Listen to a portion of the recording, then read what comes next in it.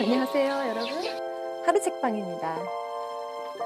제가 오늘로 이제 세 번째 지금 영상을 찍고 있습니다. 근데 제가 이걸 해보니 참 만만치가 않은 일이라는 것을 느낍니다. 제가 원래 이제 사람들 앞에서 말하는 것을 많이 이제 기회를 가져본 사람도 아니고 낯가림도 있는 사람이고 하다 보니 너무 어색하고 너무 어렵습니다.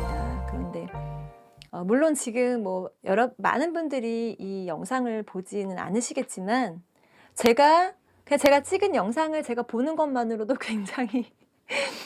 굉장히 고통스러운 그런 감정을 느끼게 돼요. 여러분 만약에 이 방송을 보시는 분이 계시다면 정말 애쓰십니다. 근데 이제 또 좋은 점도 있는 것 같아요. 뭔가 저 자신을 위해서 새로운 일을 시작했다 하는 그런 기대감, 그런 감사함, 그리고 책을 고를 때도 조금은 더 신중해지고 또 조금 더 신중하게 읽게 되는 그런 것들을 경험하고 있습니다. 오늘 소개해드릴 책은 전혀 신중하지 않고 고른 책, 아일린입니다. 네. 저는 이제 저 초등학교 5학년 딸이 있는데 그 아이를 항상 도서관에서 오후에 만납니다. 저도 일을 하고 오후에 이제 끝나고 도서관을 가면 아이도 일정을 보내고 도서관에서 만나서 같이 집에 오게 되는 그런 일정을 갖고 있어요. 그러다 보니 일주일에 한 3번, 4번 정도는 도서관에 들릅니다. 그런데 어느 날 도서관에 갔는데 사서 선생님께서 신간을 정리하시는 거예요. 그리고 이제 다른 데로 이동하시고 제가 그 서가 앞에 섰는데 사실 도서관 책을 읽다 보면 그런 기회는 많지 않잖아요. 완전 새 거. 네. 그래서 제가 거기 있는 책들을 이제 살펴보다가 이 아일린이라는 책이 너무 예쁜 거예요. 이 표지도 되게 예쁘고요. 이름도 예쁘고요. 그래서 전혀 어떤 책인지 몰랐지만 아일린은 분명 여자일 테고 이 여자를 중심으로 해서 어떤 이야기가 펼쳐질까? 뭐 성장 이야기일까? 뭐 사랑 이야기일까? 이런 기대감을 가지고 신중하지 못하게 이 책을 선택을 했습니다. 네, 읽어보니 저의 예상은 다 보기 좋게 빗나갔습니다. 자, 어떤 이야기인지 줄거리를 간략하게 설명해 드리도록 하겠습니다. 아일린. 아일린은 현재 나이는 74세의 늙은 여자입니다. 그런데 50년 전인 본인이 24살 때 아일린의 24살 때의 자기 자신을 회상하며 이렇게 이야기가 전개가 됩니다. 그렇다면 24살의 아일린은 어떤 모습이었을까?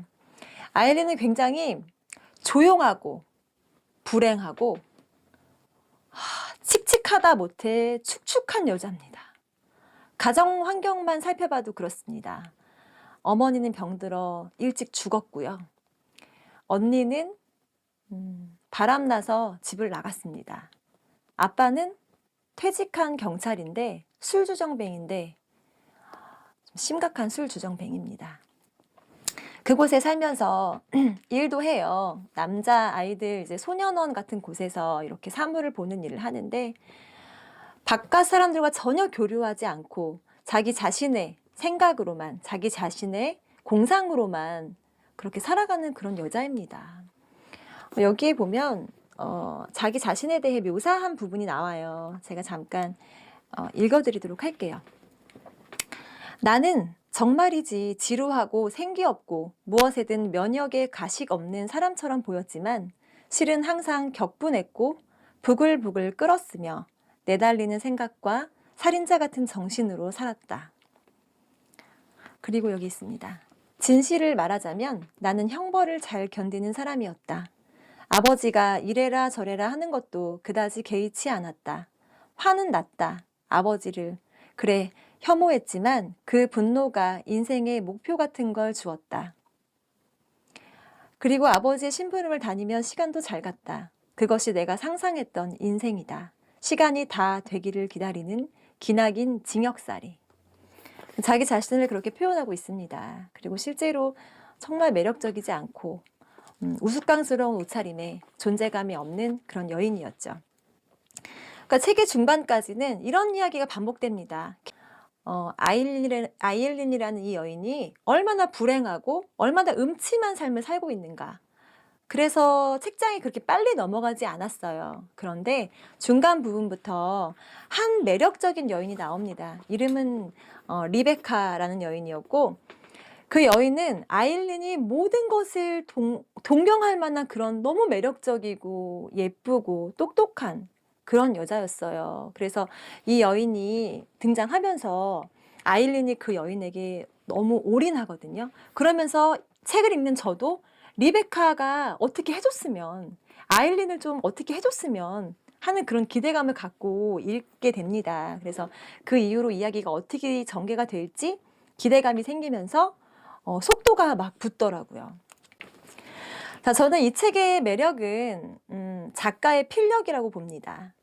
이야기 전개의 완급 조절, 그리고 매력적이지 않은 이 주인공을 어느 순간 응원하게 되는 그 흡인력, 그리고 가끔 이렇게 인상적인 묘사까지, 네, 이것이 이 책의 매력이라고 생각을 하고요. 다만 한 가지 불편한 것은 리베카 때문에 아일린이 어떤 사건에 연루가 됩니다. 그런데 그 사건이랄 것이 저는 너무나 불편한 사건이라서 읽기가 괴로웠어요. 나는 책장을 막 손끝으로 잡고 이렇게 멀리 보고 싶을 만큼 그 사건 자체가 너무 불쾌하고 불편한 사건이었다는 것, 그것이 저는 조금 좀 읽기가 어려웠고요. 사실 이 모든 것은 소설이고 픽션이니 난 상관이 없다 하시는 분들은 새로운 경험으로 되게 책의 분위기가 독특하거든요.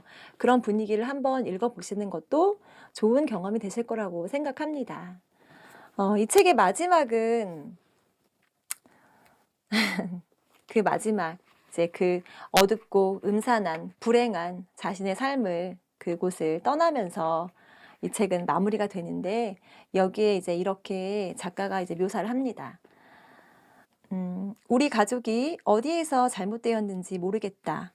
우리는 끔찍한 사람들이 아니었고 당신들보다 특별히 더 나쁠 것도 없었다. 우리의 결말, 우리에게 생긴 일은 그저 운의 문제가 아니었나 싶다. 이 부분을 읽어보니 작가는 굉장히 특별한 인물과 특별한 사건을 내세우면서도 특별할 것 없다고 표현합니다. 그렇기 때문에 어떤 삶의 불행이든 어떤 삶의 기쁨이든 그것이 우리에게 멀리 있지 않다는 그런 이야기를 하고 싶었던 것은 아닐까 하는 그런 생각도 해봅니다. 신중하지 않은 선택이었지만 결론적으로 이야기를 하다 보니 이 책을 통해 또 얻은 것이 많이 있네요. 여러분들도 한번 기회가 되시면 읽어보셨으면 좋겠고, 저는 또 좋은 책으로 다음에 인사드리도록 하겠습니다. 여러분들의 하루하루 응원하겠습니다. 하루 책방이었습니다.